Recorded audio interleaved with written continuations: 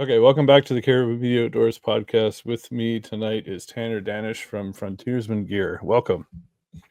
Hey man, how are you? Good. Thanks for jumping on here. I appreciate it. I first came across you. Nolan Osborne had posted a trailer of a film that you did back in March of 2023, Through Our Eyes. And within the first 5 seconds of watching it, I was like, that's my jam right there. Like everything that you guys were saying, the visuals, the music, it was just right on par with the kind of stuff that I like to watch and that I try to make. I mean, obviously that was a very well produced film. Was it Brandon Shockey helped you with that one, or? Yeah, Brownland did all the post-production on that. We did the pre-production, and in-field was ourself on that one. Oh, cool. Okay. Yeah. So between the two of you, that's amazing. All right. So I usually like to start with going back in time a little bit with people. A lot of people that have been on here have been bow hunters. I don't know if you shot a bow or not, but that doesn't matter. When did you first pick up your first rifle, and when did that start? And then how did that transition into hunting for you? Yeah, so kind of growing up, we grew up pretty outdoorsy to say the least, and traveled around a lot. I always had an old recurve bow, to be honest. Hey, just as a kid, as from the point I could remember, and just shooting like it was probably like a Core Lanes bow or something like that, and just like shooting at grouse or whatever else was close enough that a kid could try and hit. So I always did that growing up. I did shoot compound. I know you asked about rifle, but then did shoot compound and stuff, doing like target, and still have a compound bow. I've never used it for hunting once, never drug it into the woods, and wouldn't probably ever do that. I've had recurves throughout the time, but for rifles, I've shot rifles my whole life. Like we were shooting groundhogs and gophers. And then anything from like ptarmigan to grouse or whatever moved really from the time we were old enough. It was one of those things with us where we had a little pump action 22, and the only thing was if you shot and killed it, you had to eat it. So a lot of squirrels and crows and fucking weird things growing up. That's right. And then just transferred to hunting. I was 14 when I had my first youth tag, and I shot a bull elk actually first. Great first kill, eh? I'd say so. Kill the bull elk. Yeah, it was just in these youth tags where I grew up most of my life in the Peace Country area. It's like agricultural land, so they give you out these youth tags that you just go shoot them in like farmers' fields and stuff. So it's a great entry system. I mean, it's what a lot of people live their whole life to kill a bull elk, and shoot one off a hay bale is kind of wild. Doing the farmer a favor too. Yeah, exactly. And it sparked my love for hunting, but then also for elk. Okay, so when did your love of knife making start? Well, I first touched knife making when I was probably 10 years old. My mother had a neighbor when she lived in Norman Wells in the Northwest Territories. When we moved down to the Peace Country area, he was a neighbor there as well. They kind of moved at the same time. And he was a knife maker for like 20 years prior to this. And basically just, I think what all it was my mother just wanted to get rid of us for the weekend. So she sent us over there to make a knife and screw around. Yeah, exactly. Screw around to the knife shop. So with Ken, his name's Ken John, amazing guy, pretty renowned knife maker in at least Western Canada. We made a knife with him, or I made a knife with him, so did my brother at the time. And that's it. I kind of left it, forgot about it. Always loved knives growing up, whittling around Gerbers and, Benchmades, everything. I got into the Army and kind of really dove into the knife side just with, you start obsessing over every little piece of kit when you're in the Army. I did my time there. When I got out, I kind of just toured around, man. Like I didn't have a plan or a goal in life. All I knew was I wanted to keep hunting as much as I could. Kind of hated working 9 to 5, hated working for everybody else, and just wasn't happy, man. Like I worked 6 jobs in like 8 months. It was horrible. It was just ran around. Anyways, I reconnected with Ken, and his health was declining pretty fast. I've always had this love for old traditions and love for old skills. Yeah. So I asked him if he had ever taught anybody, and he quickly was like, "Oh no, I never apprenticed ever in his whole life." And I thought it was just an absolute shame, because now at this point it'd be 30 some years that he had been making knives. I was like, this skill can't go away. It can't just die away, all of this experience from him. So I kind of committed to an apprenticeship, talked him into it over a bottle of whiskey. Nice. And 8 months later of driving from Kamloops out to Ashcroft, BC, which is like an hour and a half, drove out there every single weekend for 8 months, and he signed me off on an apprenticeship, and I absolutely just fell in love. It's been my passion and my career ever since. That's amazing. Now, there's tiers to it, is there not? Like, once you finish, to get out of the apprenticeship, do you have to do like a final test to become like to get some sort of certificate that you're a knife maker, or does that count or not? So it's more of a US thing. I know what you're talking about. It's the American Bladesmith Society. Oh, okay, And that's where that's from. they have like journeyman and master smith and all this Right. stuff. Absolutely. We don't really have that in Canada. Okay. So I just quote unquote call it an apprenticeship, because more than anything, like especially in the knife making community, who you make or who you learn to make knives from, you often like emulate their product in a way.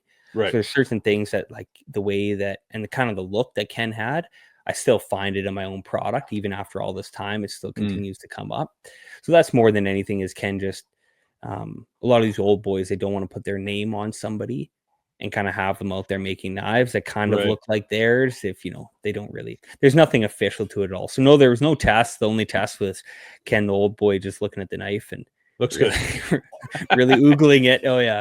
Yeah, giving you the gear. So I guess we should probably say what you're doing. Tell us about Frontiersmen Gear and how that all got started. So Frontiersmen Gear is my business that I own. We've got a handful of employees. We're up in northern BC, actually central BC. We call it the north, but in Prince George, we make everything from custom. Was started the business making custom knives and kind of expanded into custom leather work.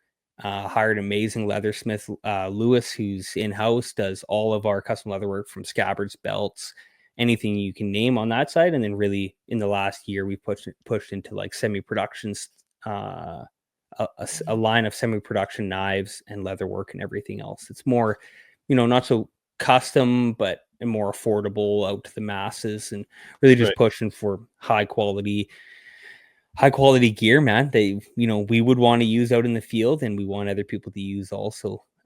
So that's what we're doing now. Yeah, I have my wife's cousin owns 300 acres up in northern. I'm in Ontario, and so he once I got into hunting later in life, so I did archery as a kid, and then in high school, and then kind of got away from it. Got into compound in my 30s, and then moved to the country, and everybody out here is hunting, right? So you kind of get into it. My mind started turning towards it, and he was like, well, if you want to learn how to hunt, come on up to the camp. So we go up there. And so throughout the years, I'm going up there, learning from him. And I've bought him a couple of knives at Christmas time and stuff, just like, like an outdoor edge kind of thing, or, something like that. And he always, I never see him use it. He always has a blade that his dad gave him, or one that now he's starting to make them himself, just in his shop. And there's something to be said about getting something like that passed down, and the quality and craftsmanship that goes into it. And that's definitely something that you can tell. I mean, I've never held one of your knives, but I feel like I have, just from all the pictures I've looked at, and they look absolutely spectacular. Like, I know people have probably said to you, I wouldn't want to take this outside because it looks so great. I want to put it on a shelf, but they're designed to be used in the field, but they look incredible. Oh, I really appreciate that. It's a really fun, I call it a trade, but I guess a skill or whatever you want to call it, where it's just those old timey, the things you can imagine. Like if you heard that your grandfather was a stock maker or a knife maker, or all these different things, these crafts, these skills, the handmade part of it, where so often, especially now, we look at the past generations that did that and we kind of strive towards that. We have like an earning for it.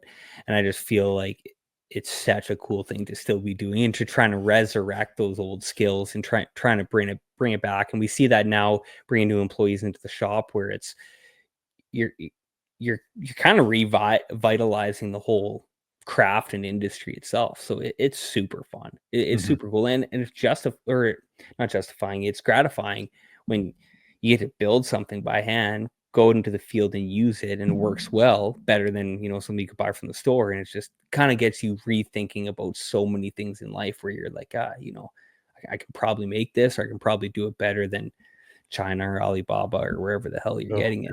Definitely. Yeah. Are you finding that a lot of your customers, are you getting more Canadian, more American customers, a mixture of both? It kind of ebbs and flows. When I first started, it was a lot of the American crowd. They're the knife industry, if you want to call it, down there, especially the collector side, is a lot bigger.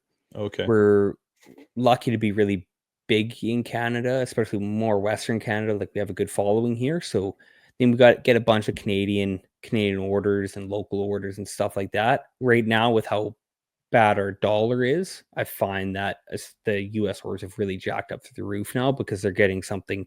I price my stuff in Canadian, so they're getting something for like half price. Wow. Yeah.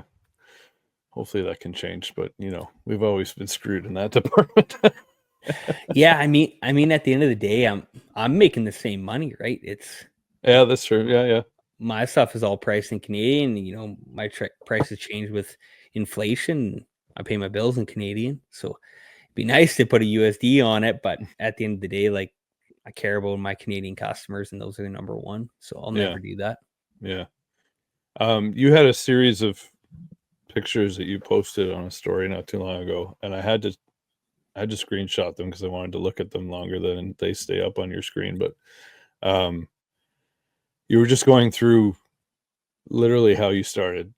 You were on the floor in a storage room, and then you went out on the deck, and then you added a couple more things. Can you go into that a little bit?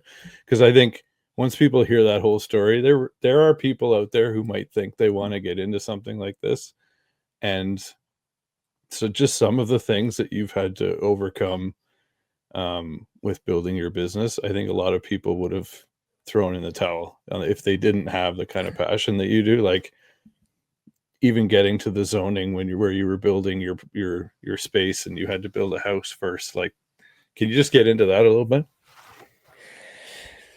Yeah, it's to start more at the beginning. Building this business to what it is, and I mean, it's a fraction of what I want it to be and what I think the potential is for it. It's been such a lesson in like pride and humility, where there's been a lot of points when throughout this entire thing, and I can get into it, but you look at different issues or hurdles that a person has to overcome with it. I've never done it alone. Kennedy, my wife, like, she's been with me from the beginning. So it's been pretty incredible to have support system. Now I have Lewis and these other employees, Nolan, that are salaried employees that are with us, that live and die for the brand. So it's easier that there's other people to lean on now, which is great. Yeah. But there's been a lot of points when you're just sitting there going, pardon my language, but we're like, what the fuck am I doing? Like, oh no, you can swear all you want on here. Yeah, if a person doesn't have any sort of support system, and if a person isn't able to just throw their pride out the window and be willing to just do whatever it takes for something, you can see how quickly a business doesn't make it. And if somebody's, which is kind of how I saw it, which I had complete trust in the process and just had faith that it was going to work out at the end of it. I'm not religious, I'm not Christian, I'm not anything. Wouldn't call myself anything, but you just, a person has faith that it's all going to work out in the end. And I think if you keep waking up every day and working hard, it's things like that do. I don't know why, don't know the reason to it, but I mean, even from the beginning, it was started. Another big thing I think is thinking you need way more than you do to start something. Right.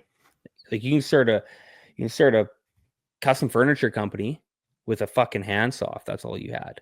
You can. It's going to suck, but you Yeah, can it'd do take it. a long And I time. mean, yeah, and that's where the pride part comes in, where it's from the beginning, Frontiersmen was we. It was little things like that where a person tries to sound as professional as possible and projects yourself into a place where you want to put yourself out there as a business, and you want to be able to provide an amazing product to people regardless of the situation that you're in. So Right. when I started, and it was a little metal toolbox is all it was, metal top with like this micro vise on top. I was hand sanding knives on sitting on the floor, and it was funny because I was looking back that day looking at old photos of it, and I had totally forgotten about that. Yeah. Kennedy had brought it up, and she's like, it's kind of crazy how far that's come, which sparked this whole conversation. So when a person goes from that and just piecemeals it together, and you don't look at the big picture or this giant list of everything you need or anything else, and you just like start working your way through, okay, this is what I'd like next, and this is what, and you always like expand within your need or within your means. It's that concept of doubling a penny every day, where at the beginning it looks like nothing, but after 15, 16, 20 days, you're talking about like you're getting into the millions of dollars. And I've always lived by that concept. I've lived by that concept with like our business growth also. The first year I went full time with this business, I started full time March 4th of 2020. So just before COVID hit and the whole world shut down. I quit my job and I said, I'm doing this full time. I'm out. And then that hit. Oh yeah. So no COVID benefits, nothing, which is crazy. I'm back in. Exactly. Exactly. But that first year I made $13,000 this business. And I know a lot of people, and even now I look back and I'm like, how can you ever survive on that? I ate it through all my savings, every nest egg I sold, every toy that I'd collected through my entire life, like side by sides, quads, trailers, horse trailer, everything. Cool. Fire Everything sale. was gone. Yep, exactly. I needed it all. I sold rifles. I sold a bunch of my hunting gear. I sold everything I could do without to make it work. That first year was 13 grand. And then you start looking the next year and like not just like sped numbers, but then like, then the next year making 50 and you're like, oh, okay. Like, still below minimum wage or barely there. But I mean, a person's getting there after you look at costs. And then it just starts, it's that slow trickle and not being like, I need to do it all right now. And I need to be there and I need to be making $1 million and I need to, all these other things. Yeah. And it's helped a lot with handling those hurdles as a business. Is I think personally, at least in personal stuff with it, is it's just been this constant reminder that it's like it'll all work out in the end. It all comes out in the wash. It all flushes. So it's been really cool. Yeah, there's been stuff there are times though, for sure, where a person just gets kicked in the head. You feel like the world's against you and there's no way around it. Yeah. We bought this property out here. So we're just north of Prince George and Salmon Valley. We're like 25 minutes out. Okay. And we bought this property. It was like 2.5 acres, like boom, smoking deal. Awesome. Really excited to get building all this. And it was like 3 months after they changed all the zoning on this property. And they said, no, you can't put a shop in without a house. So we're like, okay, we'll put like a small cabin package in it. We've always lived pretty minimalist. We're going to put a small cabin package in and just live in that. Oh, you can't have, we actually started with, we're going to do a fifth wheel and we're just going to skirt it in and live in that. Well, you can't do that. It has to be like a hard unit. Then we're going to do the house. And they're like, no, it can't be any less than 1,000 square feet.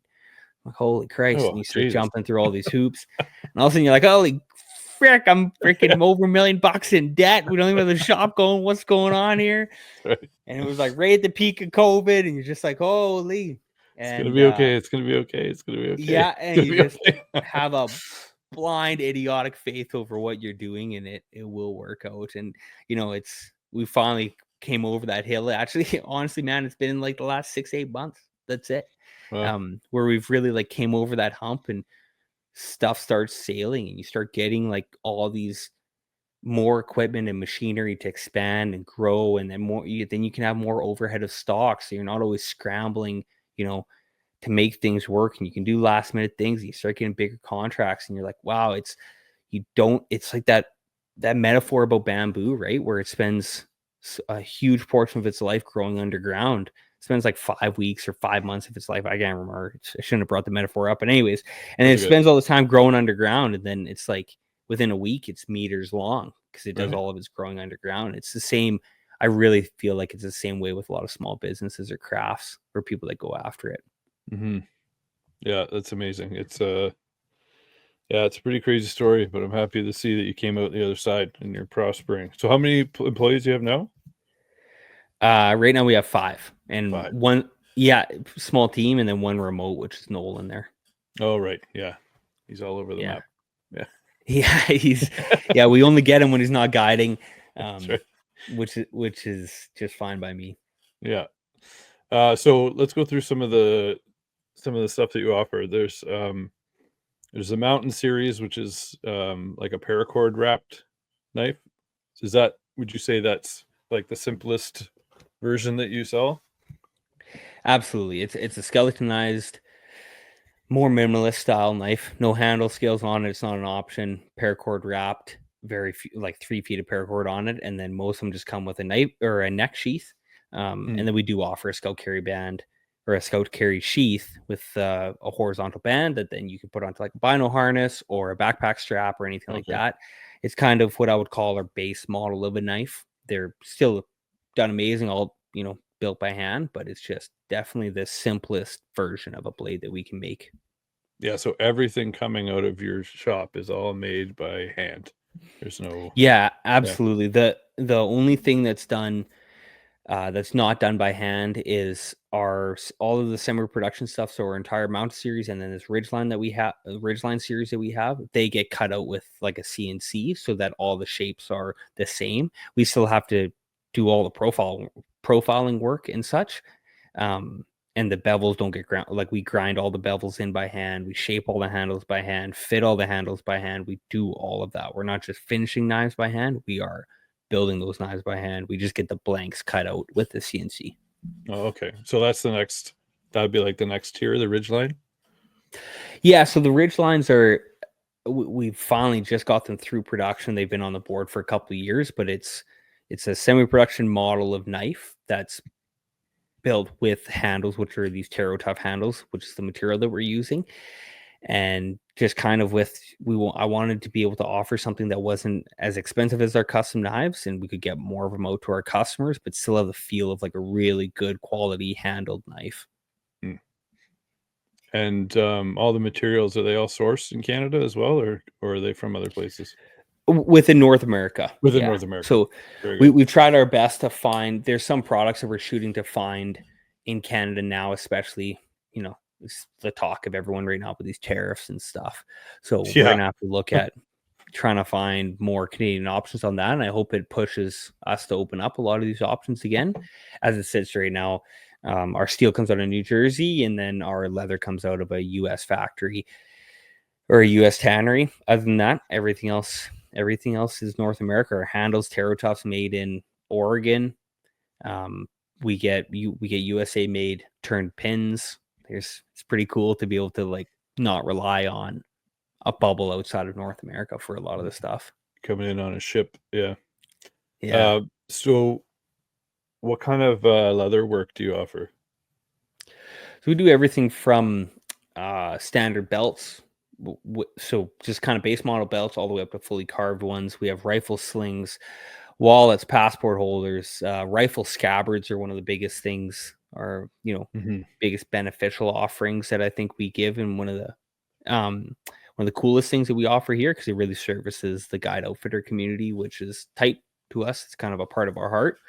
The coolest thing I think that we do with all of our, from leather to knives to everything else, is we have a lifetime warranty on all of our products. So there's not another, I don't know of another leather maker that offers that. Leather gets beat up, it just wears out over time.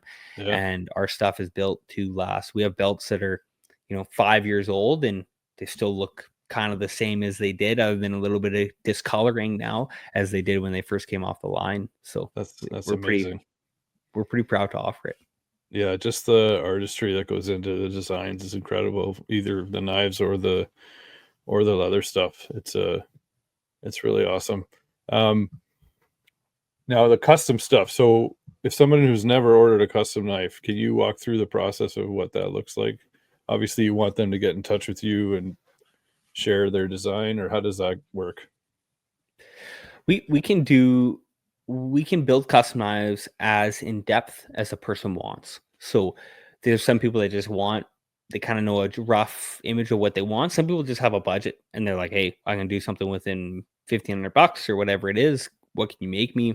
Mm-hmm. There's some people that come to me and they have a use in mind, and then there's other Okay. people that come to me with like an exact design that they want, or they want to talk it out. So we do it as in depth as a person want. I've got kind of profiled blades, so like standard profile blades that I can offer people, and we build them all custom. They're not part of like a Sevr production run or anything.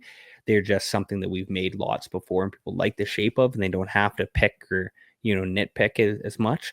Other customers, will start with sketches. I'll go right on to draft paper. I'll build out a blade right to their exact dimensions, work through them with it, and then transfer that to steel stock, chalk it out, cut it right out there, and it's absolutely one off. It's Wow. as in depth as a person wants, and then that goes through everything. So that goes through handle liners, the handle material, pin colors, any change at all. Like if guys want sheep horn, they want lots of bark, or they're left-handed versus right-handed, so we will change the sheath around for them and those kind of things. We will go as custom as a person wants it. Wow. Does anybody ever ask for one that you've already made? Like the Oh same? yes. Yeah. And do you do that, or do you want everything to be different? Well, Well, we're I guess lucky because they're automatically going to be different. yeah, They're going to have some sort of difference to them anyway. yeah, we're lucky that at least with natural materials, which is most of everything that we use, we don't use a lot of like G10 synthetics or anything, because you're basically paying custom price for kind of base model materials at the end of the day if you go with something like a G10 or a Micarta. So we use a lot of natural materials, exotic woods, antler, bone, horn. So it is different every time.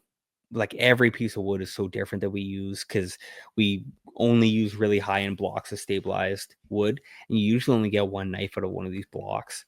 So then there's not really any copying going on, which is cool. There's definitely a point when guys uh they'll see a sheep horn knife is like the most common one, just like mirror polished blade or whatever, and they're like, that's exactly what I want. It's like, well, That one let's do right there. yeah, let's do something. Let's change pin color, let's put some handle liners in Yeah. there, and then I can usually talk a person into something that maybe they didn't know that they wanted, or they didn't know they were open to, and by the end of it they're like, that's awesome. Actually, I really love it.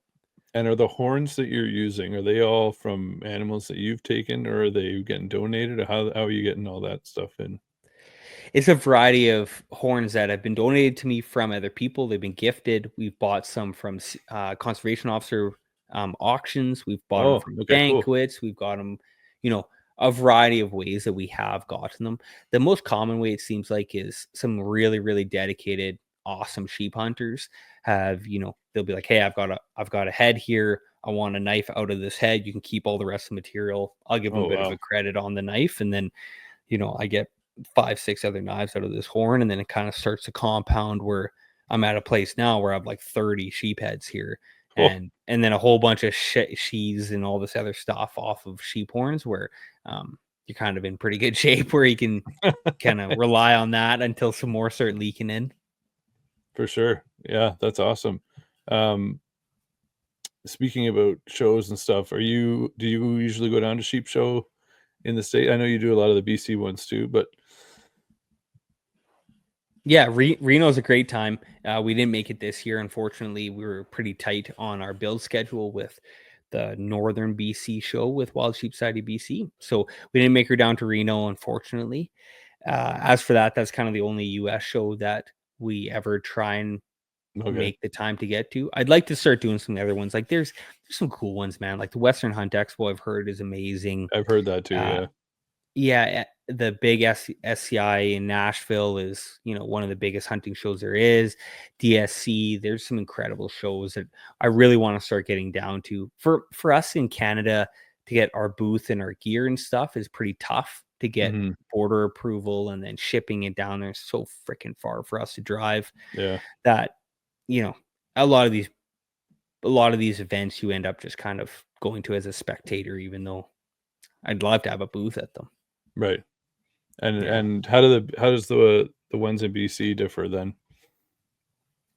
So So the just biggest thing is, yeah, the two big shows here in BC are the Wild Sheep Society BC shows. So we have the Northern Banquet and the Southern. The Southern is the biggest one in Penticton. They've done an amazing job growing it. It's a true expo event now. So there's 71 vendors. For this year, there's 71 vendors.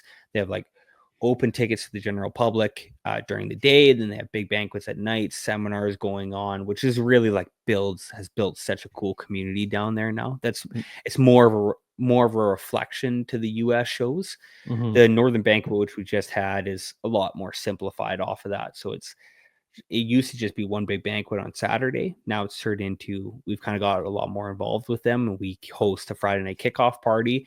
We just have basically just a big piss up and do like, we run the Stone Glacier backpack races up here and have a great time, a vendor event, and then rolls into a vendor event on Saturday, and then a banquet, and that's kind of it. So honestly, just these ones up here in Canada are a lot more simplified Yeah. than a lot of the ones in the States for a few different reasons. The biggest one is just, bodies. We don't like, these banquets will get 500 people, and we're kind of like, okay, that's awesome. That's as good as you're going to get around here.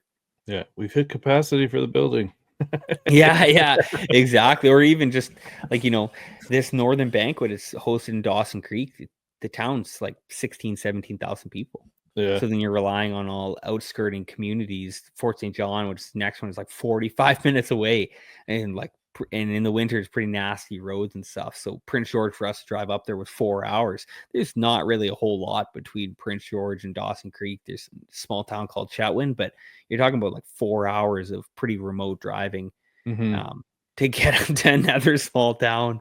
So it's just, yeah, you only have so much crowd.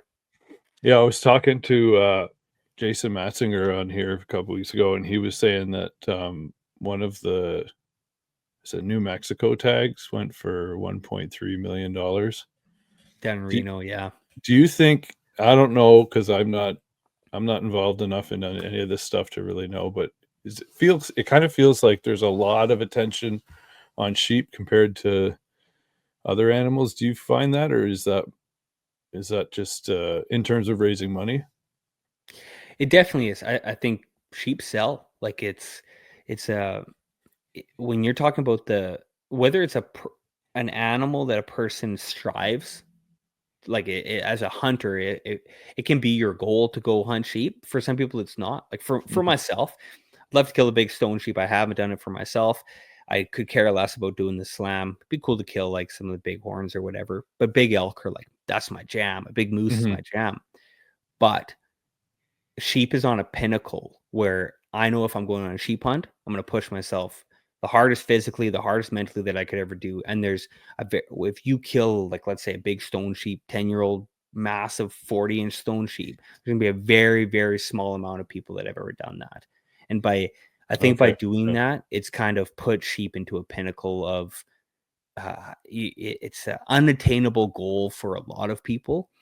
A lot of people, especially people that down in the lower 48 or even on the east side of Ontario, for you guys to come kill a sheep, it's like, it's pretty tough. 50 grand, Yeah.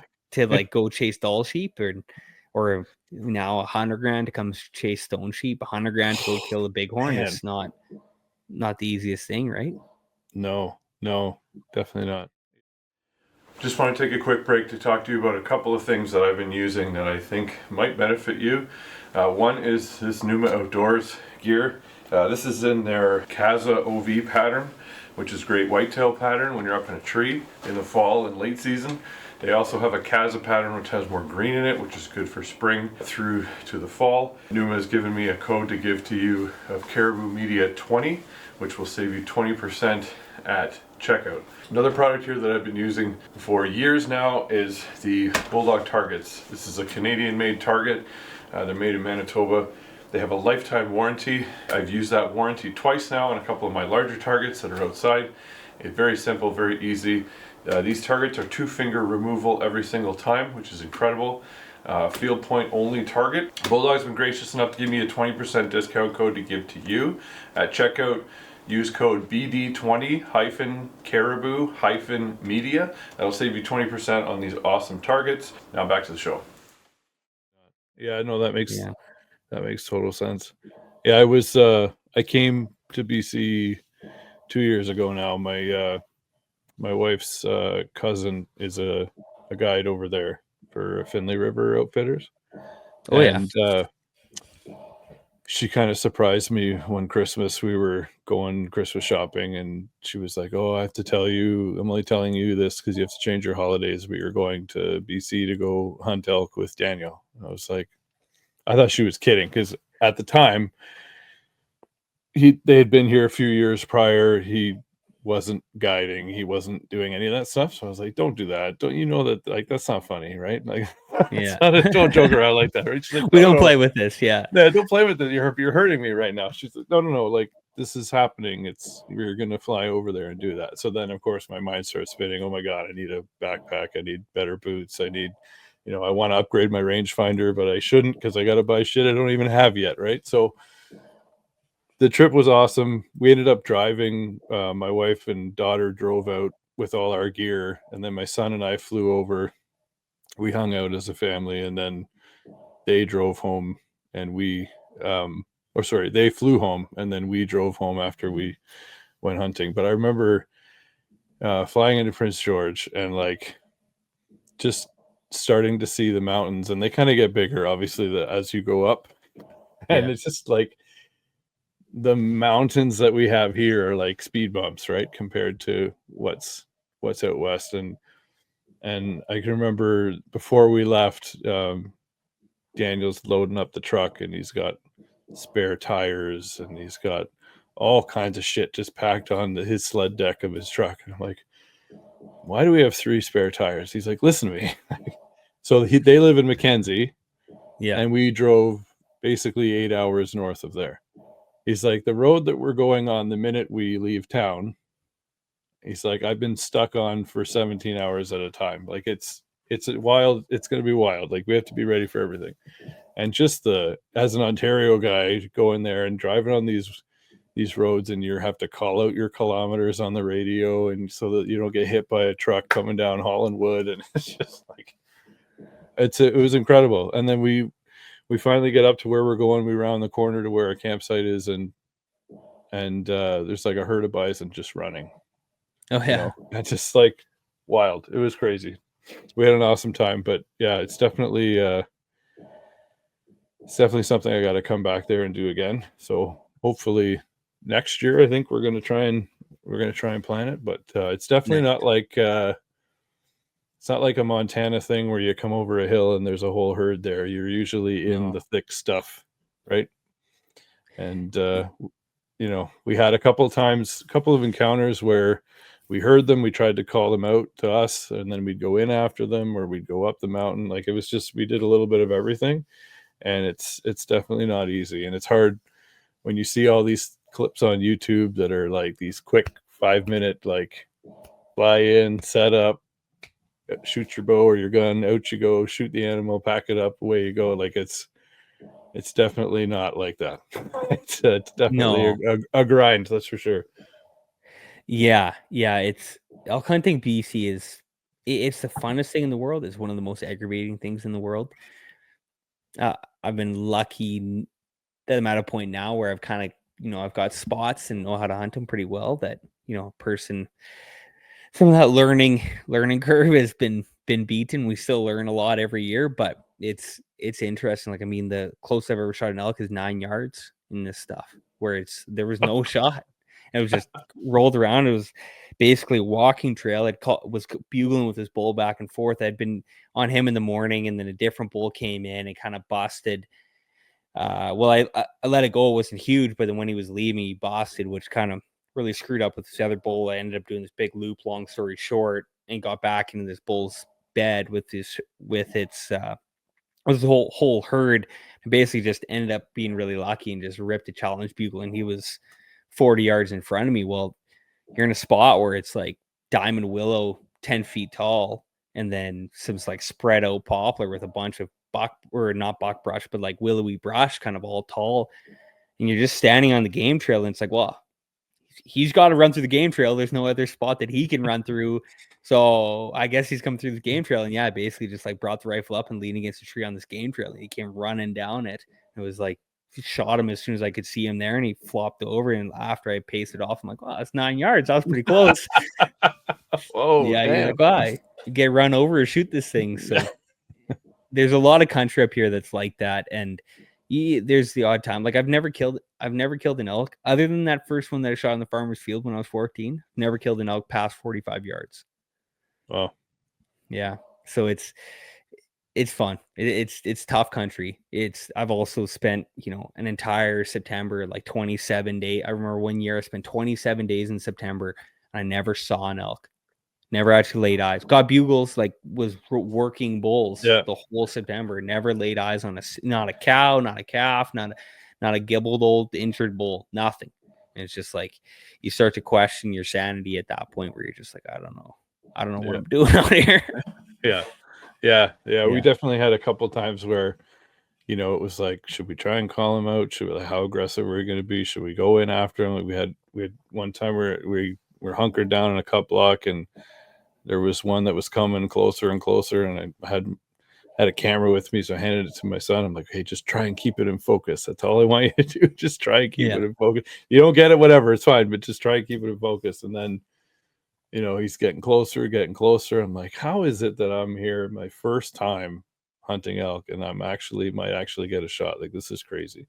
And then I hear this car stereo, and this guy comes bobbing up into this cut block in his little Chevy Tracker with his dog, and starts barking, and he jumps out and he's like, hey, I've been hunting that bull for 3 days.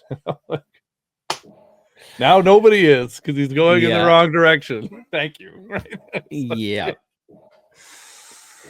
It's brutal. It's I try really hard to hunt where there's like really low resident pressure. And spots where there's way less elk, but because there's, I don't want to see anybody else. I'd rather, have a hard hunt and, maybe see one elk in a 10-day hunt than ever run into somebody out in the bush. There's nothing that infuriates me more is going out there and bumping into somebody.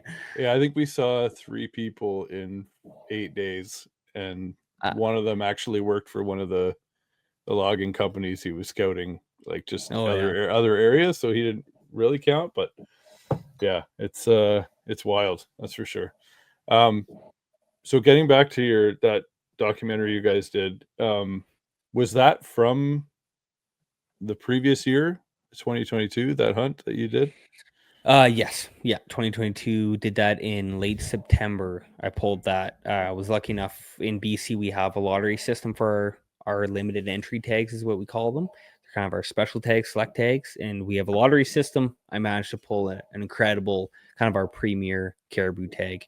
So it's like, it was like 100 to 1 to pull it. And yeah, got super lucky. Name got pulled and went out to do some of the most amazing caribou hunting you can do in this province. And, saw 200 plus caribou and got chances at, I think, 4 different bulls, like nice bulls, ones that you would kill anywhere else in the province without even thinking about it. Ended up taking just that older bull, which is the one that I killed in the video, but just an incredible, everything that I dreamed about in a bull. It doesn't score great. It's like 350, but it's, it's missing half of its antler on the one side. Like, it's just the coolest bull. The warrior. Yeah. Got a story to tell. And they there was a time where they get super curious, right? Because they were running up. They looked like they were going to run you guys over, and you're laying down there. That's caribou. That's caribou hunting. Definitely, you saw it full in that film where they'll run. That herd was kind of cruising its way up and actually got bumped by, funny enough, there's no motor vehicle access restrictions in there. So you can drive right into the Alpine. You could drive through sheep country, which is crazy. You're not allowed to do that anywhere else. But some guys were ripping around on dirt bikes and they ripped up this valley. I don't know how the hell they got up there, but they ripped all the way up this valley and spun around. And then when they were leaving, all of a sudden all these caribou came running out onto this plateau that we were glassing down into off this peak.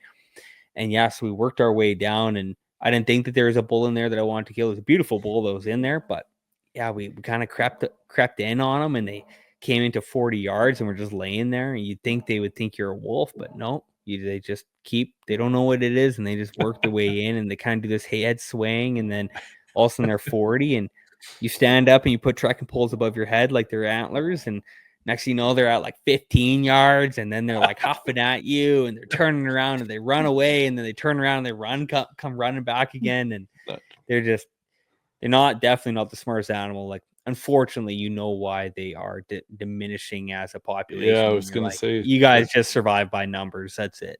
Is there any talk of limiting even more to the hunting of the caribou out there? Yeah, they put some huge restrictions in 4 years ago and limited. We have no general open season anymore, so it's Okay. all on tags now, lottery Mm. tags, which is unfortunate, in my opinion, because there's a lot of areas that it's not needed.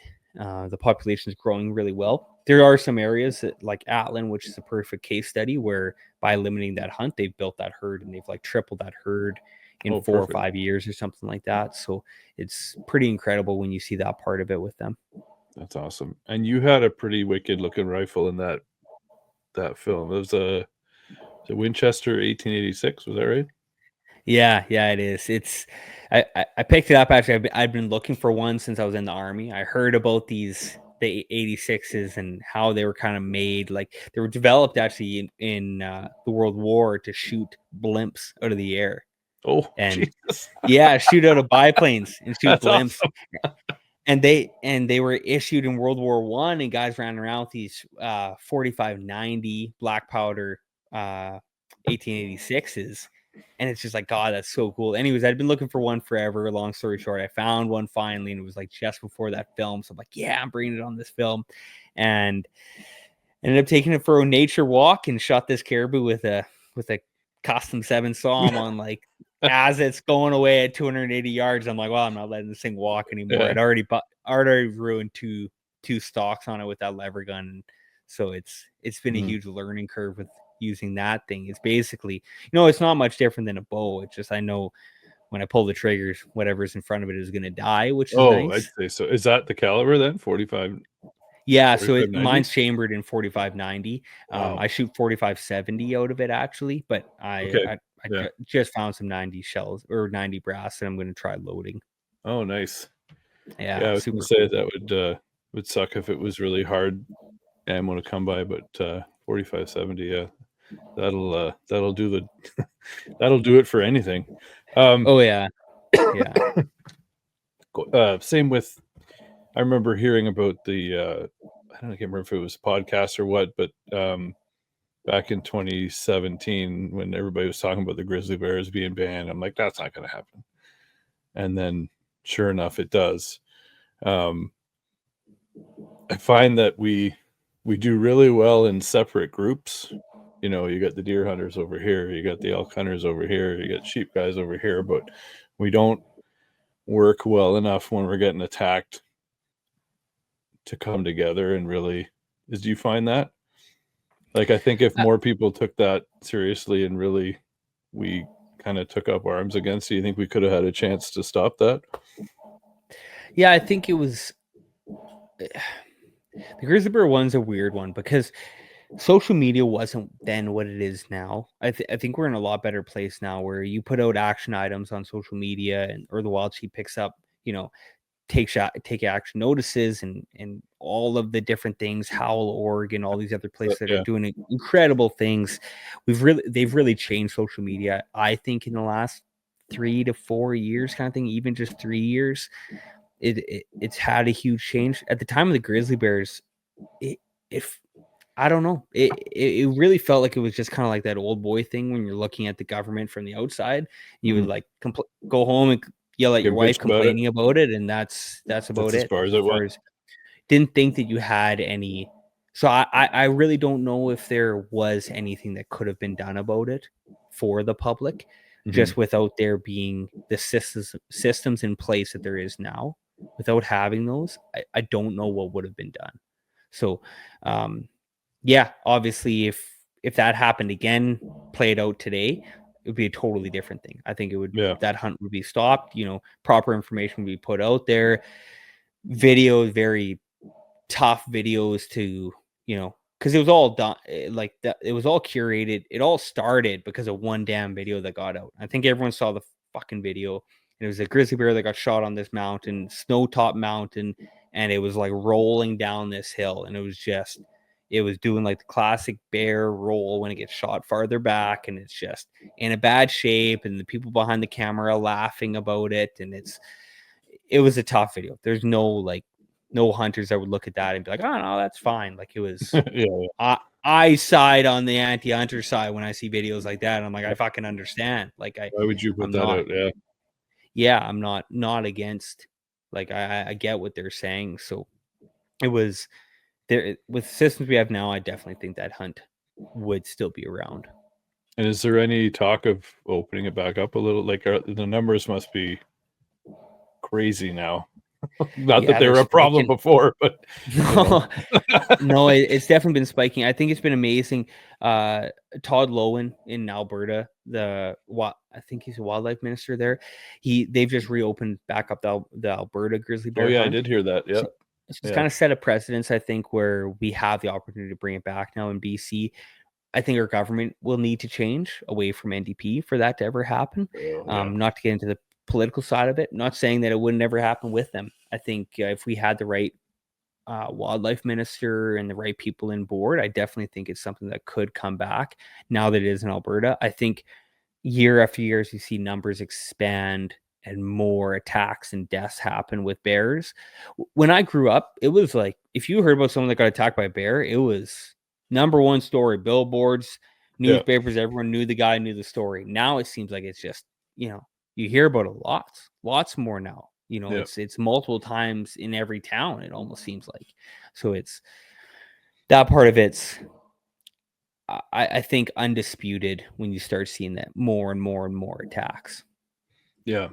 Well, I can say just we ran into a couple when we were out there, but the black bear numbers were crazy. Like, just even around the the community that my cousin lives in Mackenzie, like, they were almost like raccoons would be out here. Like, they were on people's roofs.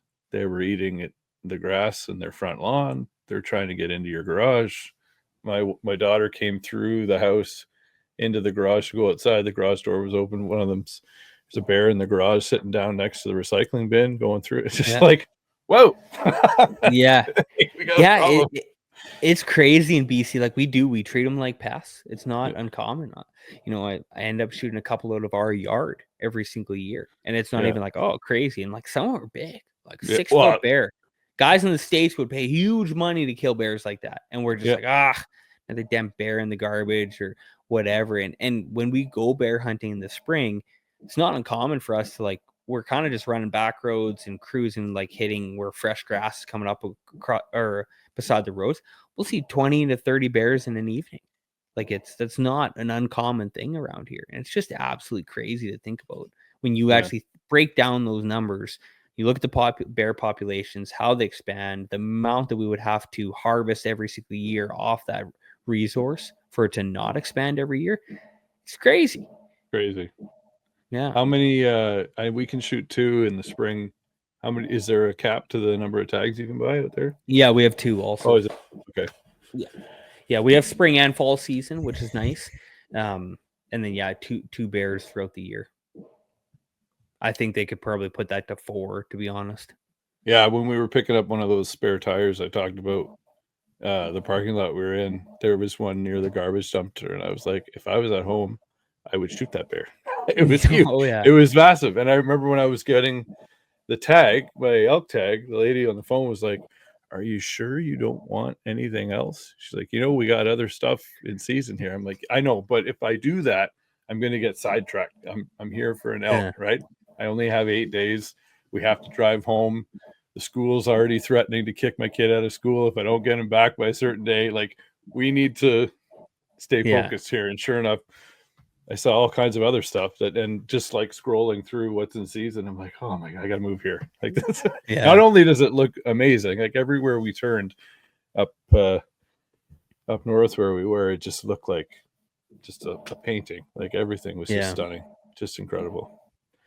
Is there we're getting up to an hour here. Is there one piece of gear that you always take with you? It could be an old thing or something that's been reliable for you over the years. That isn't a knife. That isn't a knife. Yeah, I was gonna say, a knife. Yeah, a That's an custom knife. easy one. I only take a custom knife. Right. Yeah. Piece of gear. Honestly, the biggest thing for me now is a water filter. I don't care where I'm going. If it's truck hunting, if I'm up in the mountains, sheep hunting, anything. I have it's a platypus, I believe. It's either platypus or no, it might be MSR. Anyways, it's like their drip filter, the drip gravity filter. I take that thing everywhere, even before when I use like a sort of squeeze or whatever. It's it's the one thing you can go without food, you can go without everything else. I've been a lot of like day hunts, quick hunts, anything like that. Next thing you know, you've killed a moose, killed an elk, and you're like, sweet, I have a single granola bar in my pocket and nothing else. I've got like 20 mils of water. So I've been in that situation too many times that the water filter comes with me everywhere. So do you prefer that over like aqua tabs then? Yeah, I like a filter. I'm pretty soft after being in the army, where I chewed on enough of those tabs. I know what they taste like, and I'm good. I like a real filter. There's downsides. They freeze when you go on like sheep hunts and stuff like that, and you're at high elevation, or if you're doing late season stuff, late season or super early season, you got to make sure they don't freeze. But other than that, they're so great. To have clean water, not just drinkable water, but properly filtered clean water is such a morale boost. Yeah. That's a good one. Can you tell us a hunting story from last year? Or I know they're all memorable. You can tell us any one you want. I know you had a Roosevelt tag, but you don't have to tell us that. If you want something else. That's the easy one. It's top of mind, and because it was one of the worst hunts I've ever done in my life. I've never had my ass kicked like that in memorable history. That in my time learning, or like as an adult, established as a hunter, been hunting my whole life, I've never had that type of hunt before. I ended up being out there about 14 days. 9 of it was with a couple good buddies. The last 5, I ended up solo in there, just trying to stretch it out. I stole their food, kicked them back onto the barge that we needed to get out of there. And literally, we came back from a hunt one day. I was like, hey, boys, so you guys are leaving tomorrow. What are you talking about? We still got 3 more days. Like, no, you don't. I'm stealing all your food. Yeah. Go home. And it was funny. But anyways, it rained for 13 days. I was wet for 13 days. Really? It was horrible. Like, feet sloughed from them being so wet. Like, pads of your feet just like slough right off.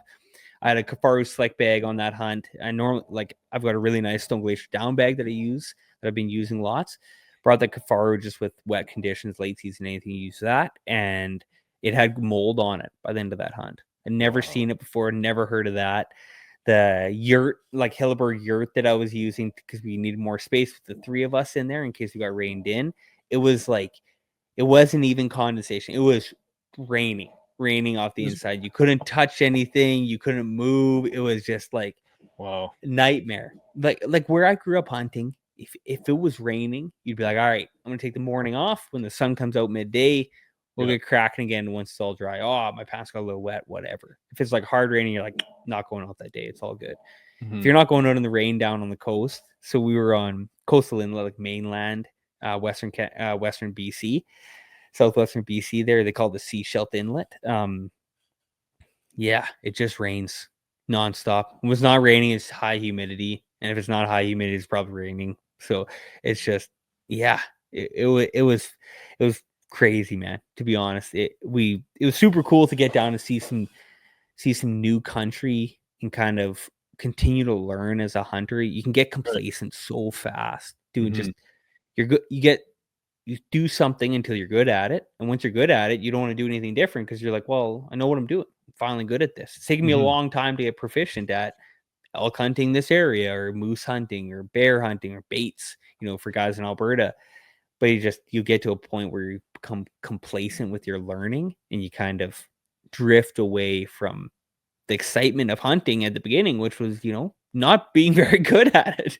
And when you did stumble on that elk, or it did work, or you actually did bring in a moose, you were like, holy shit, this is crazy. And your mind's blown because it was just like, I've never imagined it before. Right.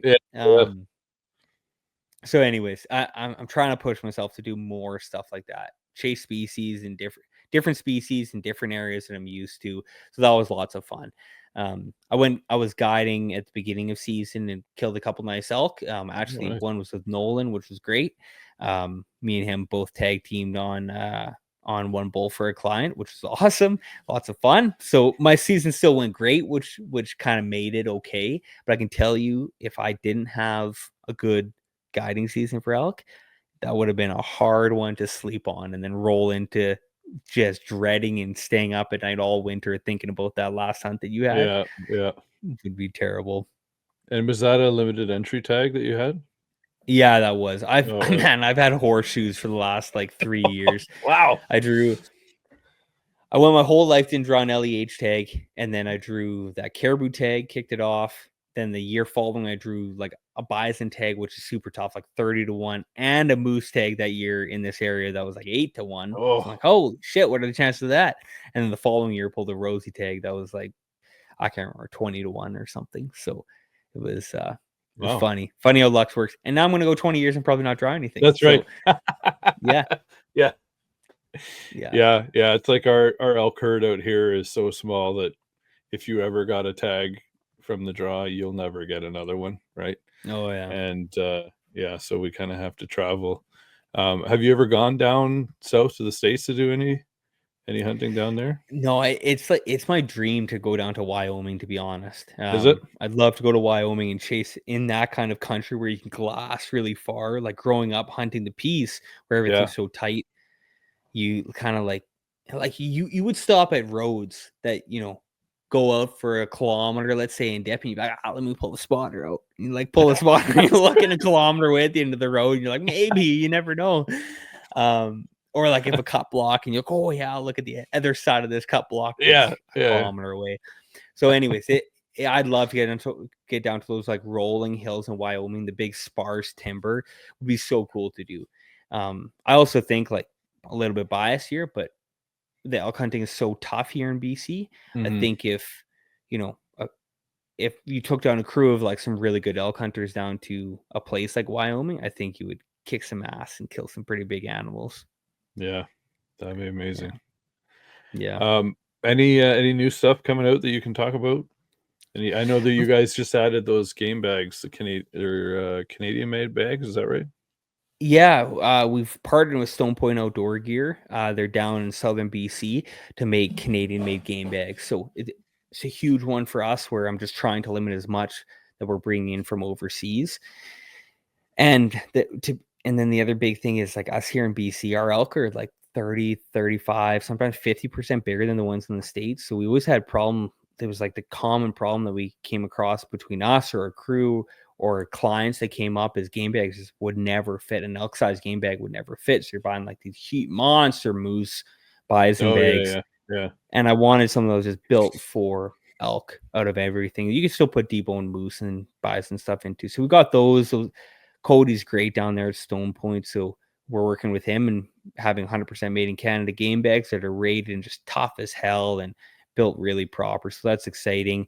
We've got one new prototype for a mountain series. We've actually taken our mid-size, which is a Pumice blade. We've replaced it, and we've taken that Pumice and we're changing it into like a longer, more dedicated skinning knife, which is going to be, it's going to be fun. We're just trying to play with stuff and really tweak to fill gaps without becoming redundant on, a bunch of shapes that do the same job. So we're trying to make more specialized products that fill a gap that's not really out there right now. So we've got that, and then a couple new on the Ridgeline side to offer people more handled options that aren't just a cape or a hunting knife, but also looking at like a boning knife and a chef knife and a couple things like that we should see by about November of this year coming up. Nice. Any more films that are going to be in production that you? Yeah.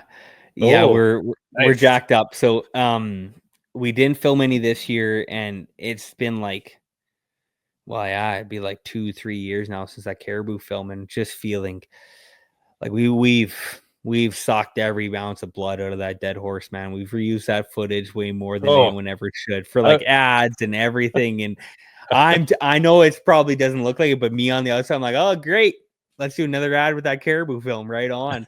So we're really excited to get back into it with the business side of it. We've got a Stone Sheep film coming out, which it's oh, kind nice. of like, yeah, super excited about that. And then we're gonna be doing a moose rafting trip, which is super cool. So Oh, we're gonna have 2 rolling, and then we kind of have like a Rolodex of a bunch of more films we want to do, and we want to hit at least one a year, if not 2, and of the same quality that Through Our Eyes was. Not so much as a documentary like we wanted to make for Through Our Eyes, but something, always keeping something in that like 20 to 25-minute range, and just really themed films, not just a hunt, but like right. with a purpose, The whole where story. Yeah. yeah, and really leaning onto that. I love that side of like the wildlife side. Like I called that Through Our Eyes like a wildlife documentary, because it is. It's just I love the nature side, love the animal side, and so we're gonna kind of keep pushing that down that direction, but chase some pretty cool animals in some pretty historic places around BC.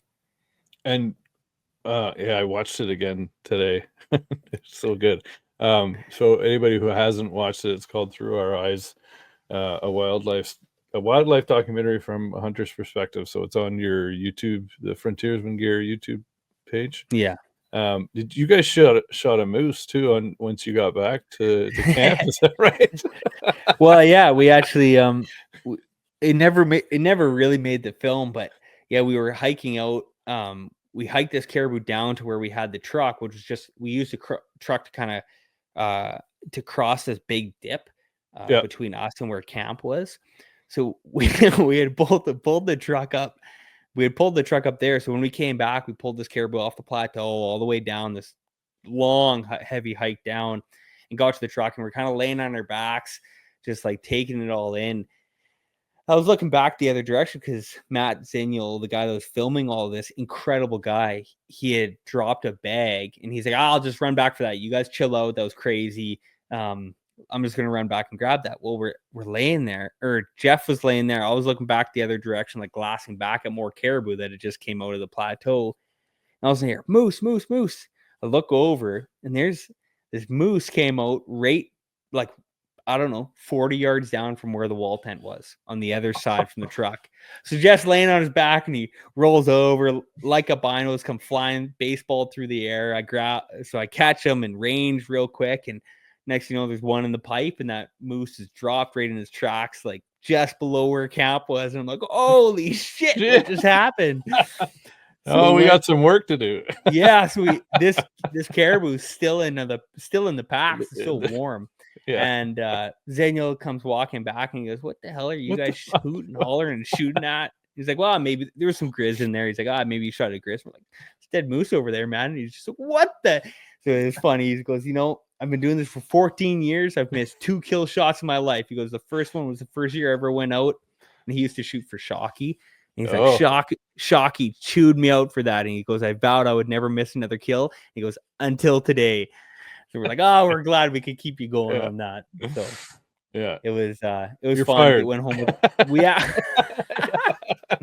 went home with a bunch of meat, which was great. And a funny story about it.